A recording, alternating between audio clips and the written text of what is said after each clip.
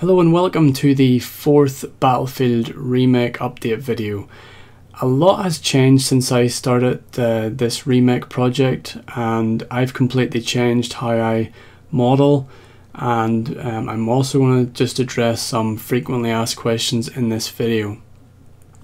So let me just first of all throw up a bit of a title here so you guys know what I'm going to cover in this video.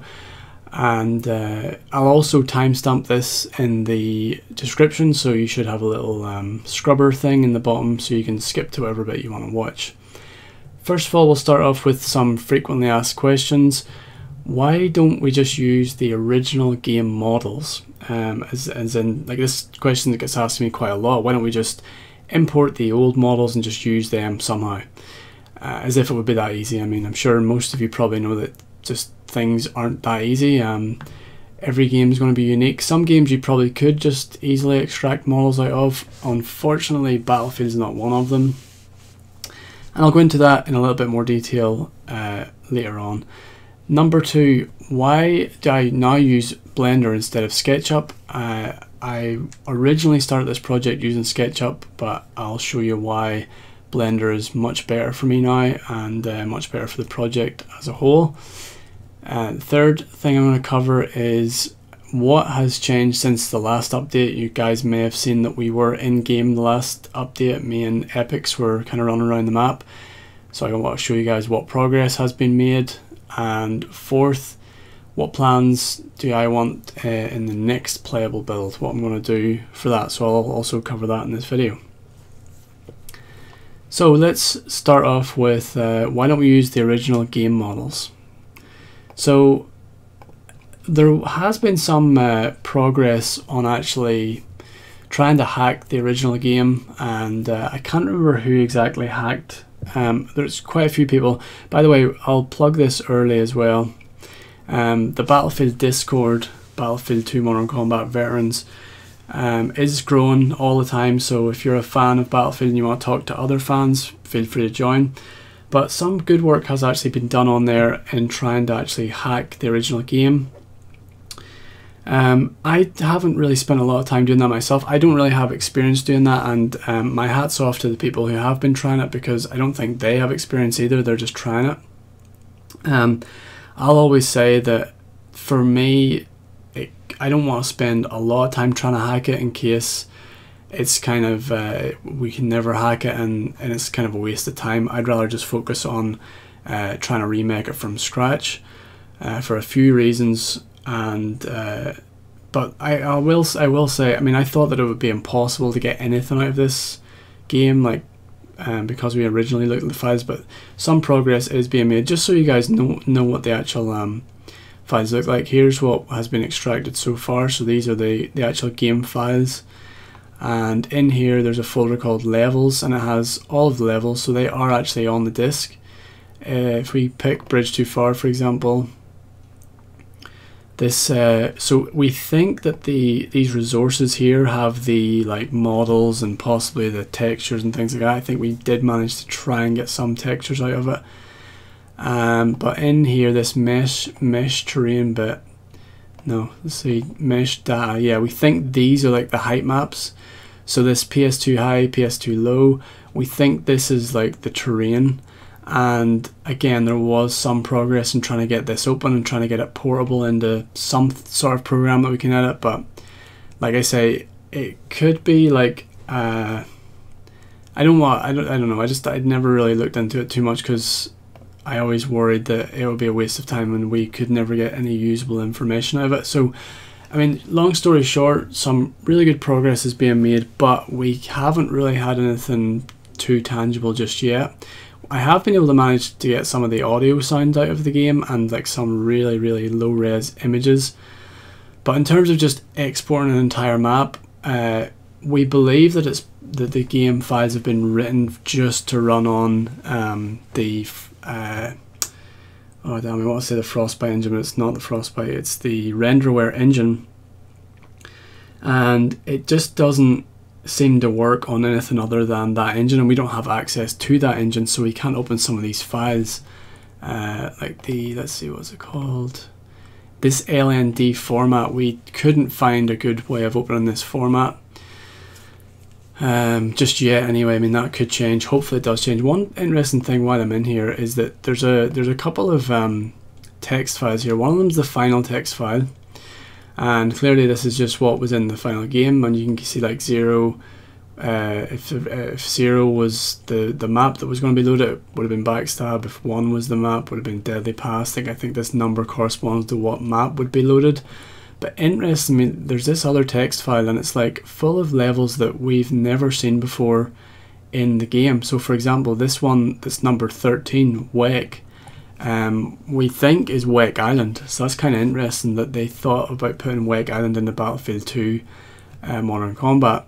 Also, some of these missions we've never heard of: Wilderness, River Wild, Road Within, Dam, U-Turn. Like, these levels have never been heard of before. This image viewer was probably just something for them to view images in the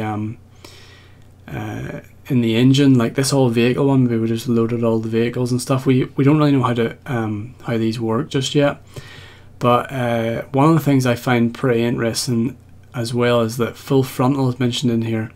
Now, Full Frontal was a DLC map that was released on the Xbox and Xbox 360, but I don't believe it actually came onto the PS2 because it was DLC, and the PlayStation 2 couldn't actually handle, it didn't have a hard drive, so you couldn't actually download levels for it. There's no one really to store it. Memory cards wouldn't hold it. But as you can see here, it seems to be the final, so these are the 12 levels that the PlayStation 2 did get, and Full Frontal doesn't seem to be one of them. So I find that interesting. Anyway, I thought I'd share that with you. So the short answer, we can't use the in-game models, but as a bit of a twist on this, a user by the name of AOG Schizo managed to actually get some, let me just open up this YouTube video actually. He managed to actually extract some models from the game, but he did this using a technique that let's see, that someone on YouTube was using. They were able to rip other models. I guess he just must have been like googling frantically and found, let's see, so what this person was able to do was rip models from Resident Evil 4 while it was running on the PlayStation 2, and they were able to get images and models and all sorts of stuff. I'll put a link to this in the description for anyone interested, but I'm not going to describe it now. I mean, I honestly don't know exactly how this works, but essentially, so see the way they've highlighted in green, so they could like extract this thing that's highlighted in green. Essentially, I think what's happening is that it's debugging your graphics card, and then whatever's loaded onto your graphics card at that time, it extracts it out, and then you can then import that model into, you know, likes of Unreal Engine or 3ds Max, or it's probably an FBX format or some sort of widely used format. So this is what has been used by Schizo. He was able to pull, so this is a side-by-side screenshot of what he was actually playing, and then what was like extracted, so you can actually see the models. So obviously, if we were able to play the multiplayer version, we could then extract the maps. We can't play the multiplayer version, so what he's doing is he's extracting single player models, which a lot of which was actually used in the multiplayer. So let's see. Let me bring up another image. So this is the kind of thing we see now. It's super messy and triangulated and really, really low poly, which isn't a bad thing, but it's like really old generation graphics. Like, we want, ideally we would like low poly geometry, just because it will load stuff faster, but I think the PlayStation 2 is a little bit too low poly, and it would be nice if like we could just take this out and the textures there and everything, but it would still require a lot of work. And to me personally, I think it's worth just like remodeling, because you'll get much better results in the remake. If we're going to remake it, we might as well remake it to a really high modern standard. So let me show you what some of the stuff that Schizo was able to get out of the game. So this is one model that he was able to get out of, and you can see that it's pretty ugly. I mean, again, it's old school, so on your tiny television and standard definition, this level of quality is fine. It was good back in the day, but you know, nowadays we require a few more polygons than this for characters and weapons. Also, to manipulate some of this stuff is because it's triangulated, it's not very easy to change or move some of this stuff. Also, it'd be really painful to texture this. And I mean, this guy's got like maybe 10 polygons in his face. Like, that's a face only a mother could love there. So yeah, in general, it's just kind of not ideal to use this. So I would prefer if we just started from scratch, really. A few of the other things that he got out of this was no, that's not us. So some weird things can happen too where it warps, but he was able to get like a helicopter out of it. And also this, like, it's kind of skewed, but also this vehicle, this is like the Chinese fast mover. So we were able to use this as like a bit of a reference to actually model our own. This was modeled by another member on the Discord, and not so good at this. He modeled this, and yeah, it's actually, I think Epic's may have started this one. So we're able to kind of loosely base our models on that. And you know, in ours there's kind of like, this is nowhere near finished. This is just like a rough draft, but you know, our tires and things like that should be like, this is ideally what you want in your geometry, is nice quads instead of triangulation, because you can manipulate it and like add modifiers and add things to it much better, and texturing will be much easier and things like that. But you know, our end goal will be like much better quality than, you know, this one. You can see just like the wheels and stuff are like super triangulated, and I guess they were quite restricted in what they could get away with in terms of pixel count, or not pixel, polygon count and stuff like that. So yeah, so that's pretty much, if you're wondering why we don't use the original stuff, is because we can model much better and higher quality stuff now. So if in a remake, I think it's better to do that. Like, these characters are just going to be too low poly. So that pretty much answers the first question, why we don't just use the original models. Now, moving on to the next question, which is why I've moved away from SketchUp. You may have seen this. This is my first ever like model I worked on, and I'm pretty much where I left off in SketchUp. I've got as far as this in my Blender file.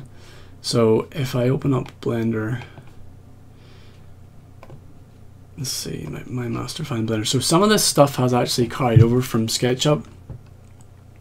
So like the crane, I haven't actually managed to remodel yet. I'll have to pretty much re-topo that, because it's still the SketchUp. Let me see. It's not actually triangulated, which I'm surprised about. Must have just imported it in a better way. But one of the reasons I moved away from SketchUp and I'm now using Blender is because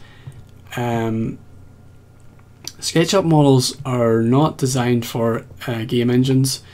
They're designed to be quickly just visualized, and like you could use it for architects would use this software. It's just easy, you can just grab stuff and pull it if you need to, and the texture would just be applied to each face. But it's the best way I can describe, if you want to try and get your head around SketchUp, is everything's it's its own separate plane. And the best way to demonstrate that is if I come into Blender and try and manipulate or move my SketchUp model. The first thing you'll find is, so if I select all these corners and I try and move this up, you'll see that all I get is like these 4 vertices will move up. And then if I try and do that again, you'll see that this plane comes up. So this is what we're dealing with. So if I go into something that I've modeled, like well, a storage container would be probably a good example. So if I was to do this same exercise and grab these 4 vertices and pull this up, it brings the whole thing up. So every vertex is attached to every other vertex. Whereas in SketchUp, the way the game kind of handles it is that everything's its own individual face, and that's quite useful in SketchUp because it means you can get away with making more mistakes. If it's not all entangled together, you can just kind of it's hard to describe, but you can edit it a little bit easier and not have to really worry about how your plane that you're modeling is going to affect other planes. So you can use the push-pull function. Just for anyone that's interested, I guess I'll show you what I mean by that. In SketchUp, if I was to just draw a random box here, and then I wanted to push that box right through itself and then like snap it off there, I could actually create a hole. That's now create a hole in this geometry. Blender and other 3D software does not work like that. It doesn't. I think there are ways of making it work like that. I think there's a recent update in Blender, but it's not really a good way of working with geometry, because ideally what you need is your geometry to be like all attached to all vertices. So like if you were to do this proper, you would have to have like this kind of thing where you have all these faces going, or all these well, you can't even see the vertices in SketchUp, but you would have a vertex going from, you would have a line drawn in each of them. That's how it should be.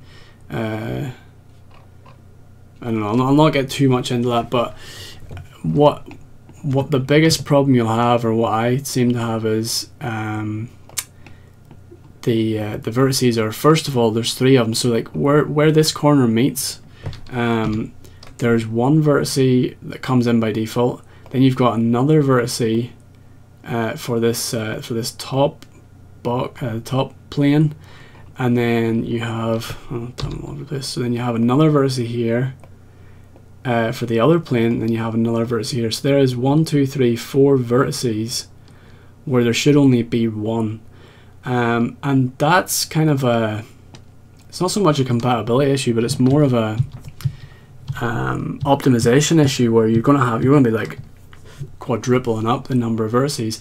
Now there isn't an easy exercise to get rid of that. So if I select everything and then hit I believe it's, oh damn it, I think it's like they changed it, but it's like let's see, make if I merge the vertices by distance, and then down here, see, it hasn't removed any, but if I like change the distance to, I don't know, like 1, no, it's only doing 2.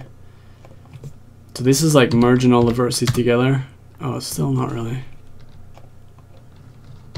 Okay, it has done it now. So now I can now I have this the way it should be, where if you just grab these but I mean, now look at the shading on this object. It's just like all really messed up. You can see this is all really ugly, and the part, see the way how, so it's probably because it's like shaded smooth. If I shade it flat again, it's going to be okay, but like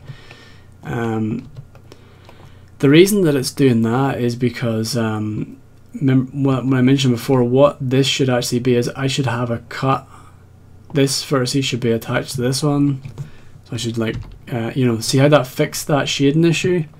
So you've got this weird shading here because you've just got one big face and all these vertices are sticking out all over the place. But if I was to like start adding these lines, you'd see that some of these shading issues would fix, but probably not very well. Yeah, so yeah, you can see already this is just getting totally messy, and like for me to model stuff in SketchUp and then try and get it into a game engine, who knows what unforeseen problems there may be. So there's just unknown issues that I don't want to face, and there's a compatibility issues as well. SketchUp's just not designed to be imported into Unreal Engine and stuff like that. But also the members of the Discord and other members of the team can, Blender's a free software, so they can just grab Blender for free, and I can just send them stuff and they can export out whatever format they need, and it's very compatible with lots of other programs. So now that I'm in Blender, I can very easily share my models with other people, and they can, and vice versa, they can share their models with me and I can import them. So recently, I guess now's a good time to, let's see, what's my agenda here? What has changed since the last update? I guess I'll talk about part 3 here, and to say that like I have got not so good at this as another member of Discord. I mentioned him earlier. He's also started sending some of his models. He finished off what Epic started here with the Chinese fast mover. He's also added in some, we now have ammo crates and some medical, like a medical crate. He actually also modeled the bridges and stuff as well, some of the broken bridges, and this one over here that's not broken, this one works. And yeah, so like because I'm now in Blender and he's in Blender, and it's quite a widely used program for 3D modelers, and especially like indie stuff because it's free and stuff like that. So now we can just easily share a model, so it makes so much more sense for me to be in Blender right now. But unfortunately it takes me quite a while to learn how to use this. And yeah, so as you can see, still things are not textured, but that's pretty much my next plan to do. You'll notice some things are textured, and I should probably spend a bit of time talking about that because they have been added since I made the last video. And I kind of thought about, I was going to model some sandbags and I was going to look into modeling, I was going to model these train tracks, but in the end I just thought, you know what, there's no point in me spending all this time modeling this stuff from scratch. Like they're bound to exist somewhere on the internet.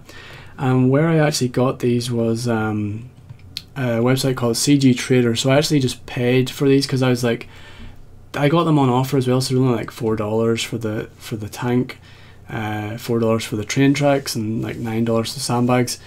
Again, I could have modeled these and textured and stuff, it just would have took more time. I'm trying to find ways of just quickly getting some of this stuff in here, and that was like a quick win, just to try and, you know, pay for a couple of models and get them in there. Just I may retexture this so it's like looks more like the original. And the good thing about buying this is that I have all the files necessary to do this, but like the geometry is just really good for this. Pretty low poly, and this object only occurs a couple of times on the map anyway. So so yeah, that's the three models. Instead of just modeling, I decided just to buy them. The sandbags are again super, well actually there's a few vertices in there, but it's pretty low poly. Should work pretty well, and yeah, good, looks pretty good too. They occur a couple of places on the map. I'm still placing those and messing about with the configurations of them just to get them just right. And one of the things I absolutely love having in here now is the train tracks. Again, the texture on that is really nice too, where you've got like this little sheen off the train tracks. And I actually, as you can see in the SketchUp one, I did actually have the train tracks already modeled. I did it myself, and it's not really, it doesn't really take that much to model those. You just do like the face and then extrude the whole way across. But I wouldn't have really known how to do this texturing technique where they've kind of got the where they've managed to get like this shiny effect on the top and then like this rust effect below, like as if where the train tracks has been like gradually wearing away the steel. And I wouldn't have known how to do that, and it would took me too much time to actually learn how to do that. So I'm really glad I just paid for them. And another cool feature about Blender is that you can array things. So let's say I've got a modifier on here where it's arrayed. So I only needed to put one of these in, and then you can just add like a, you know, add this array function, so it just like puts as many of that one object in as you need. And that kind of you know, these type of things couldn't really be done in SketchUp. There's like, that's just the absolute tip of the iceberg. There's so much stuff I can do in here now that I wasn't able to do before. So those are some new okay, I'll talk about it. I'll maybe come back to this at the end. The thing that I've been modeling mostly is so we have the American base over here, but what I've modeled is the main modeling thing I've been doing is the Chinese base. So we now have like a functional Chinese base. It's not perfect, but it's definitely functional, and it's fairly similar to what it was before. We've got the staircase now working. Before in the demo we couldn't come up here. I've got the other staircase coming along here, and and then this little car hold bit in under, and I spent a really long time getting this to scale and just taking images from different angles and stuff. I'm pretty happy with how that turned out. You know, for now, I mean, I'm just trying to get it functional really, and then this building here was fleshed out a little bit. Now you'll notice that it's only done in half, and the reason for that is that the this building here is actually mirrored. So it kind of, let's see if I got the top view. So it mirrors itself over here and then kind of reflects down. So this, it's weird, it's like, it's not a perfect mirror, it's not just mirrored over, it's like mirrored and then reflected or something. And then I think it might even change in scale a little bit, but they're essentially two of the same buildings, and then this building here I think is then reflected over here. So yeah, I wanted to get that in there so that it, first of all, so that it was functional. Like, that's the main thing, because before you couldn't come up here and jump in this this building. One of the cool things I noticed whenever I modeled this building, the taller part of it, I remember what you would do is to get this onto this roof and snipe, you'd come along this gantry and then jump on this. And I always remembered there was like this little sniper point up against this wall. You could kind of hide up against this. And I never really realized what that was there for, and it's because there's a bit of this building that sticks out here, just kind of sticks out like that, and it just gives you a nice little part to sit there and snipe. And, you know, because you get a perfect view down, if you're sitting up in this building, you get a perfect view to the American base, and they spawn here, but to get to their flag they have to run across this where the train tracks are, so you just get this really nice sniper shot right down here. So yeah, that's now been modeled. Another thing, so just to address the final thing on my sheet that I want to talk about is what are my plans for the next playable build. So I mean, you can see there's not really any texture in here. I would really like to have textures.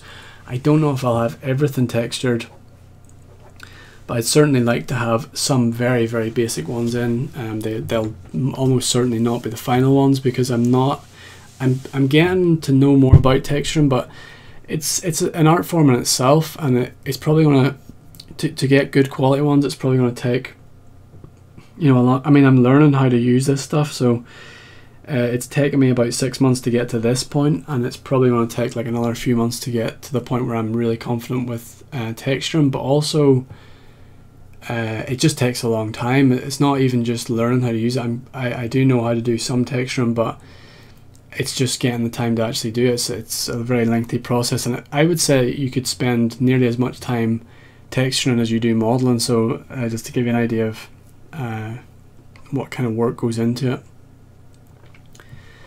But yeah, the main thing for me in the next build would be to have it functional. So bringing these train tracks in was really important for me, because I now, once I actually realized that these big gantry cranes are on these larger train tracks and stuff like that, I'm able to now use these these larger gantry ones as like a reference point.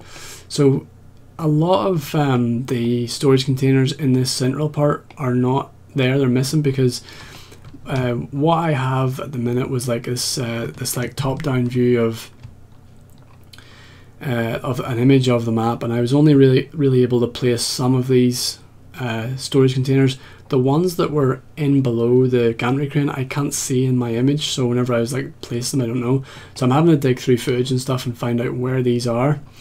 And originally I had this like sitting out here, but then because now that I have this like frame of reference, this gantry track, I now know that, like, so my box was here and I now know it has to be here, and then I know that these two boxes can't be this narrow of a gap, and I can use that to then, you know, gauge, right, so these boxes must be here. And really what I'm getting at is here, my plan is to get this storage area, because it's so I talk about these storage containers quite a lot, but I can't really underestimate how important this is going to be to get this perfect. And to get, I would love for the next build to be like everything functional in a way that if you did want to have a game of it, you could have a game of it. Now it's going to be a little bit ugly compared to what the final version will be like and compared to what the original was like, but at least if we have like 90% of the functionality there, so in other words, you have the correct geometry and things are placed right so you can play a game, you have your flags, you have your ammo crates, you know, you have some basic vehicles. Basically the game is 90% playable. There'll be lots and lots of bugs to fix, lots of things to add, but at least you could actually, if if there was 5 of your friends and you wanted to play a quick, or even 6 of your friends, you want to play a 3v3, then that was possible. To functionality wise, now I don't know if the servers will be there and stuff like that. It might be laggy and there would be bugs, but I would like it to be playable, and for that to happen I need to get this map modeled in such a way that it can happen. I mentioned the flags there and I almost forgot. One of the things I spent a couple of weeks doing was modeling a flag. So this is my flag with, I actually modeled the animation. That was the main part of this. But to then find out that I wasted so much time on this, like I spent like at least 2 to 3 weeks, and I was just like scratching my head. Okay, so I got it to work and that's fine, but how do I then get this animated flag? How do I export an animated flag out of Blender into Unreal Engine? And yeah, I burnt quite a bit of fuel figuring out how to do this, and the truth of the matter is that you shouldn't ever really take... Now, I knew you could do it because you can take animations. You can like have animated FBX models, so you can have a car that has a wheel that's spinning or a helicopter that's rotor blades are turning, and you can bake that animation into it. But it turns out that this flag, I thought that would be the same case for a flag. Why don't I bake this flag that's kind of flapping in the wind? It's just a cloth,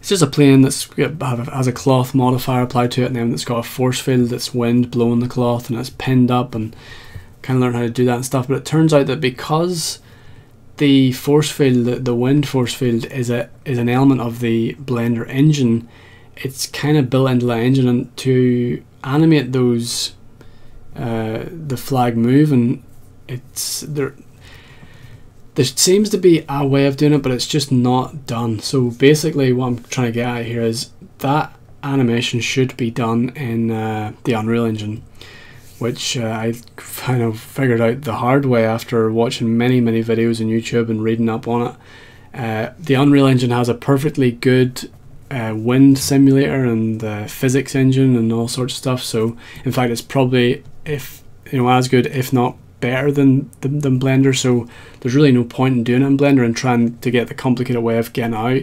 You're just better having this sort of stuff in Unreal.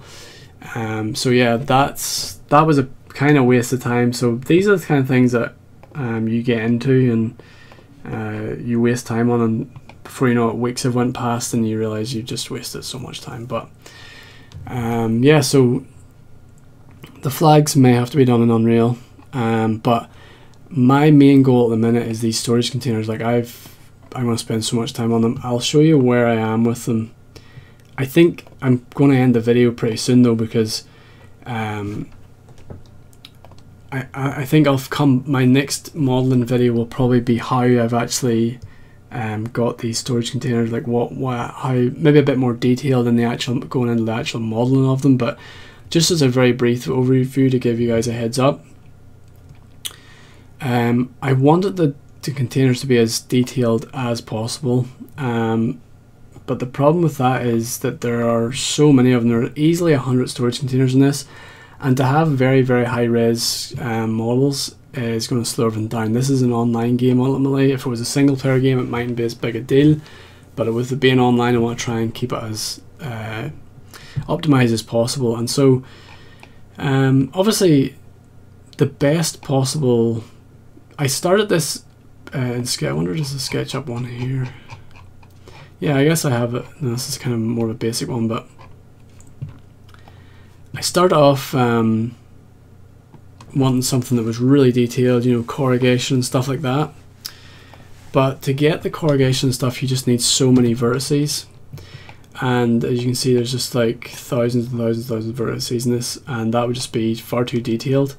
But my plan is to try and get this detail here baked onto like a much lower vertice count, which something that's going to end up, now ignore the sides because I haven't done the sides of the top yet, but something that's going to end up like this. So I'll probably still have like a detailed some of these handles and stuff like that, but beneath that all we have is just a plain box. Like if I was to remove the texture on this, it's just simply a box. There's nothing fancy about it. In fact, I was messing about trying to extrude that, but I don't think I'll even do that. I'll probably just have this box. If you go, so it's like just literally, you know, was that 6 sides? Yeah, 6-sided box. There's hardly any vertices. There's like 8 vertices in the whole thing. But the plan is to get as much information out of the high-res one, which does have lots of information, and then just more or less render a texture of it, and then put that texture onto the low-res version. Now that's a very high-level explanation of what I plan to do. I want to go into a lot more detail, because there are things you can try and bake into it, like you can bake some of the grooves and stuff along the side into it, but still retain the low poly count and stuff, and I think it's probably better leaving that for another video, because I'm not really quite there yet. But yeah, like if you look at it just from this angle, you can see that the kind of end result I'm going for, just like something that from a distance and from when you're playing it, it looks quite detailed, but in reality it's just like super low quality, and that's the technique that's been used in games for a long time. But there are a few other modern things in Blender can do that involving like shaders and how light plays with the, like you can put diffuse maps on and stuff, and again that's something for another time, I guess. So once the other thing I'll probably mention is there's basically 3 versions of the storage container. There's the open one, which is a little bit more detail. It's not just a box, it's like an open box. It's got doors that open, it's got the hinges are kind of separated, and obviously to have it open on both sides it's got hinges on both sides. These, if any of you guys remember these ones, oh I don't think I have them in here. They only occur really, there's one I think there's one around here somewhere. I see, this is the other thing, I need to go through footage and find out where this stuff lies. But luckily this one only occurs a couple of times in the game. And the reason I say luckily is because there's so much more geometry in these handles. There's far more geometry in these handles than there is in the actual box itself. And this one object has, you know, handles either end. But then you'll have the next stage of this containers, which is only open on one end and then closed off. This occurs a few bit more well, there's only a few of these actually in saying that. But again, you do need a little bit more geometry here where you have this open, the box is actually open, so that gives you like, so from 8 we now have like 40 vertices. But again, the handles only occur on the outside for that one too. And then our final one, which is the most frequent box, which will have handles one side but not on the other side. I may, let's see, what's my, no, I'll just probably just have it plain just like this one is. So yeah, that's going to be like the main one. This one's going to like occur the most, and because it doesn't have to have handles either side, like you can imagine if I click into this, it's got 2,000 vertices just for that, these handles, and if I was to put them on both sides, then that's going to obviously double up and we're going to have 4,000 vertices. So yeah, that's the 3 sort of stages of the container, and they're different quality. Also, there's a thing where in the game you can have it where it loads different versions of your model. So if you're standing like this far away from the model in the game, it'll then load like a lower resolution version of it, and then that's an optimization trick. Whenever I actually go to do that, what I might do is just, instead of having the actual handles, because like once you're up close it's nice to have those handles, I think, in the remake, just to give it that little bit more depth. But what I might do is I might just render an image of the handles and then just have the texture change, so the geometry is completely gone, and that'll optimize it. So I'll show you guys an example of, let's see if I render this, show you guys an example of what kind of quality that really high res model will give us on our like low polygon model. I don't think the technique that I'm doing this at the minute, I don't think is the absolute perfect technique. I think the kind of current workflow that most people and like most good modelers use is that they'll they'll have their high res, like the model I'm imaging at the minute is the high res one, and they'll like slowly go into the high res one and then like slowly remove and dissolve vertices and bring it down to the low res. But I'm kind of going like a bit more extreme than that. I'm just going like completely low res and just having a box with the texture on top of it, because I think it's going to be far more optimized. I think this model here is just far too detailed to actually to do that technique with. It might be okay if it was only going to be like for one model or something, but because it occurs like so much, yeah, it's probably the most important object in the whole level of Bridge Too Far. And so that's why you might be wondering why I'm spending so much time on these containers, and I do talk about them quite a lot, but there is really the most important. Once it's done and I'm happy with it and like I'm completely finished with it, I think that it's probably one of the hardest things to do. So I'll be glad to get them out of the way with, and I'll be happier. I don't want to do a quick messy job on it, because because of how important it is to the actual thing. This actually might take a while to render, so I'm just going to skip to it being finished. Alright, so there we have our finished render of our storage container, and you can imagine I can just stick this on to the box that I have. And yeah, this isn't going to be, this is a red one, but I can tailor all this. It says USA and all these numbers and stuff. I can completely tailor this texture, which is good. And like make it more like the Battlefield ones, and put some of the Battlefield Chinese writing on it and stuff like that. So yeah, but again, like I say, I'm not gonna have time, or I'm not far enough ahead that I can do that in this video. So hopefully I'll make once I get this finished, this little part of the project done, I'll make a video just going in a bit more detail on the modeling on that. And yeah, hopefully it doesn't take me too long to get this in a state that I can actually give this to Epics, and you can import the next build. If you guys want to keep in touch and know more about what's happening with Remake, then just be sure to join the Discord. We try and update any major updates or anything, like any new builds or anything. You'll know about it there first. It takes me a little time to actually make these videos, so it's much quicker if you just join the Discord. So thanks for watching, guys. I hope this gave you an insight into what I'm doing on the Remake project, but it's still a long way to go. There's still a lot for me to learn, but the more I learn, the better I get at it, and hopefully the better the final game will be. Thanks for watching, and feel free to give me some feedback in the comments section.